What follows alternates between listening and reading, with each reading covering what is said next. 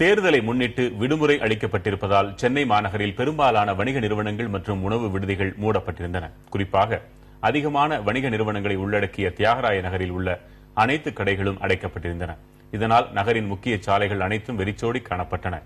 இந்நிலையில் விடுமுறை நாளை பயன்படுத்தி பொருட்களை வாங்க வந்த பொதுமக்கள் ஏமாற்றத்துடன் திரும்பிச் சென்றனர். உணவு விடுதிகளும் அடைக்கப்பட்டிருந்ததால் அதை நம்பியிருந்தவர்கள் மிகுந்த சிரமத்திற்கு ஆளாயினர்.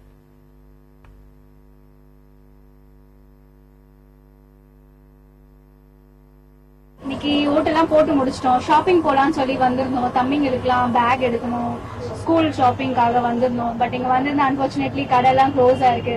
ரொம்ப வெக்ஸ் ஆயிடுச்சு. பார்த்துட்டே இருக்கோம் எந்த கடை ஓப்பனா இருக்கு, ஷாப்பிங் போலாம். பிகாஸ் இன்னைக்கு தான் லீவ், இன்னைக்கு ஷாப்பிங் முடிச்சிட்டா ஒரு வேலை முடிஞ்சிடும் பார்த்தோம். பட் தேடிட்டே இருக்கோம், எல்லா கடையும் க்ளோஸ் ஆகும். மேபி எலெக்ஷன்னால எப்படி க்ளோஸ் பண்ணியிருந்திருக்கலாம்.